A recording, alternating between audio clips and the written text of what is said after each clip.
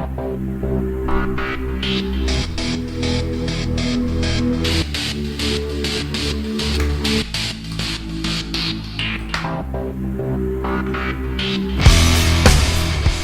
la gang, bienvenue à Radio B52, back in town. Après bref séjour, on reprend le micro, mes amis, pour vous entretenir, entertainment, pour vous informer de façon humoristique, mais également avec beaucoup de contenu inédit. On passe ça de la province de Québec, B52 Radio, la belle province, la reine de la poutine, on passe ça. Écoutez, le gouvernement vient d'octroyer pour sauver les médias en problème au Québec actuellement de groupe Capital Média. Le gouvernement vient d'octroyer un programme qui va verser 55 millions jusqu'en 2023. Donc pendant 5 ans. On va verser un total d'autour de 250 millions pour aider les journaux écrits terrestres qui composent ce groupe-là et d'autres publications également à être capable de survivre et surtout être capable de se repositionner correctement pour être compétitif dans le nouveau marché des communications, des médias actuellement, avec la concurrence du web et un paquet de changements dans l'environnement. Alors, nous, ce qu'on veut mettre en évidence, c'est un certain nombre de points qui fait que, finalement, c'est très discutable, cette mesure-là, pour ne pas dire incompréhensible, absurde et malheureusement. C'est parce que ça vient piger encore dans la poche des contribuables de l'argent pour subvenir à des compagnies privées qui n'ont pas réussi à se moderniser, qui n'ont pas réussi à transformer leur modèle d'affaires pour l'actualiser, pour être capable de répondre aux nouveaux impératifs, aux nouveaux défis de la modernité des communications, qui fait qu'un paquet de monde maintenant s'informe via le web, via Internet, notamment, où les publicités sont de plus en plus imposantes sur le web également. Donc, le marché publicitaire se déplace graduellement vers l'Internet.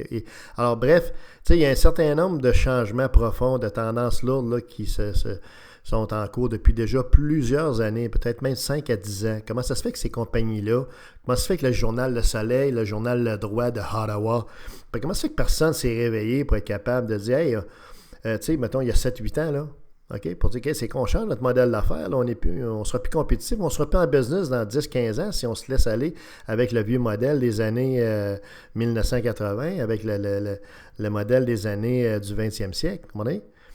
Et ça, c'est une chose qui est inconcevable, et juste ce facteur-là aurait dû faire en sorte qu'on aurait dû les laisser crever. OK? L'autre chose qui ne marche pas là-dedans, c'est que Capital Média, tous les journaux appartenaient à Power Corporation. Power Corporation s'est débarrassé du monkey, s'est envoyé ça à un abruti d'avocat qui s'appelait Martin Cochon. Monsieur Cochon étant un avocat, donc c'est un abruti.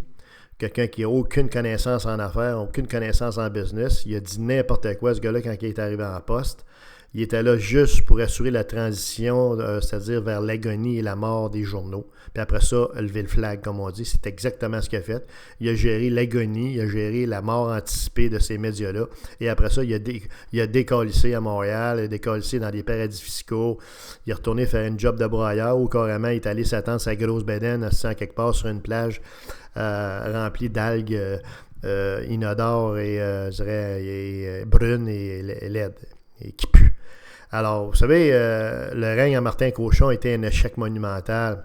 Et ce qui est dommage, c'est que ces exécutifs-là sont imputables de rien. Ils arrivent, ils sont payés des gros salaires, OK, d'un 6 chiffres, bien sûr. Le char fourni, puis tout ça, les pitounes fournies, ou les pitous, cependant, si c'est un gros femme ou un fif.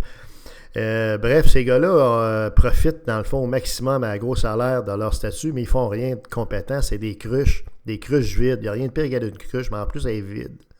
Mais Martin Cochon, c'est ce qu'il a fait. C'est-à-dire rien. Il avait quitté déjà 10 millions au gouvernement libéral de Papounet-Couillard, ce cher Papounet. Et évidemment, là, on vient Après ça, s'adresser au gouvernement qui se ramasse encore avec la patate chaude, c'est-à-dire le présent gouvernement qui n'a pas couru après ça, mais qu'est-ce que vous voulez, il faut bien qu'il fasse de quoi. Et évidemment, Cochon absolument rien fait, demandez-vous. Donc, ce gars-là devrait être imputable. Tous les exécutifs devraient être imputables d'une certaine façon. Je ne dis pas les envoyer en prison, là, mais il y a toujours bien une limite, là. Il y a toujours bien une limite, comprends-tu, à laisser régner l'incompétence en maître, parce qu'en bout de ligne, c'est qui paye? C'est qui le cave qui paye?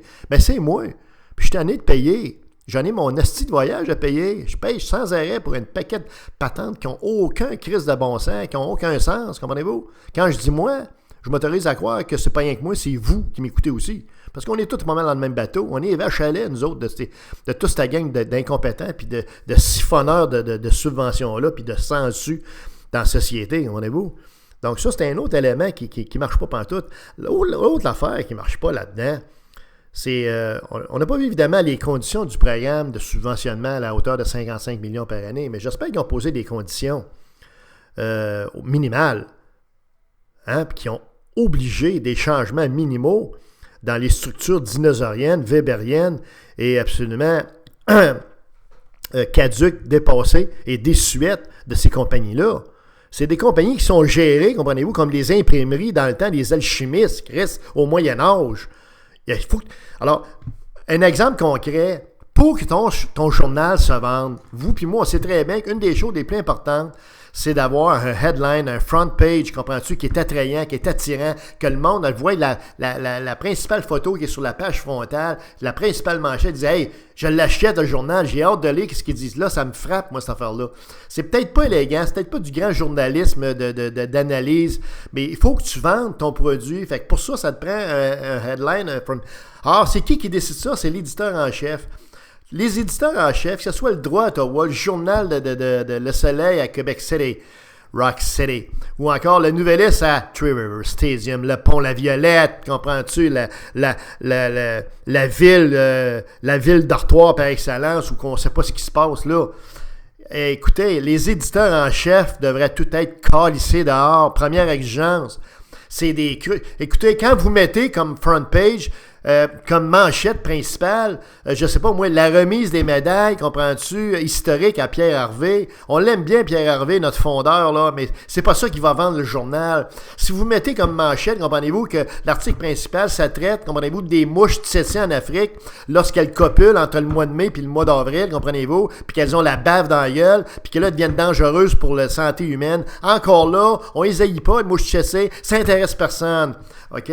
Bref, les éditeurs en chef, c'est eux autres qui décident du headline, du front page. Tous les éditeurs en chef de tous ces journaux-là devraient être calissés dehors. Première exigence. Est-ce que ça a été fait? Même chose pour les chefs de bureau qui décident sur quoi vont travailler leurs journalistes. Si tu fait travailler sur des sujets qui n'intéressent pas le peuple, le monde ordinaire, ben le monde n'achètera pas ton baptême de journal. Comprends-tu? Que je veux dire, on se comprend là-dessus. Puis ça, c'est un des gros problèmes, c'est le contenu. Le contenu n'est pas là. Le contenu n'est pas là.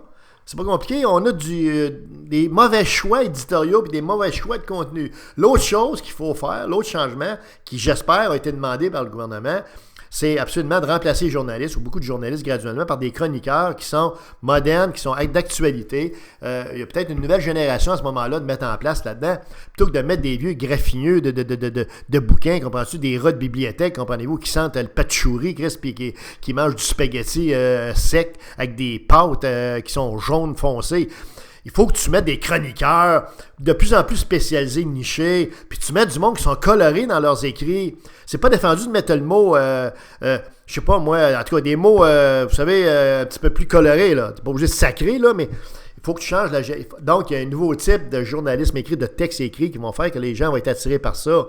Comprenez-vous? Alors, ça, c'est des conditions, normalement, qui devraient être exigées à ces compagnies-là. La dernière chose, c'est que j'espère que la transformation obligée vers le numérique va être contrôlé par le donneur d'ouvrage, par le subventionneur. Parce que ces gens-là, si le passé fait foi du futur, ces gens-là vont rien faire. C'est toute une bande de cruches, comme je vous dis. Fait qu'il faut que tu mettes des champignons, il faut que tu les mettes quasiment en tutelle.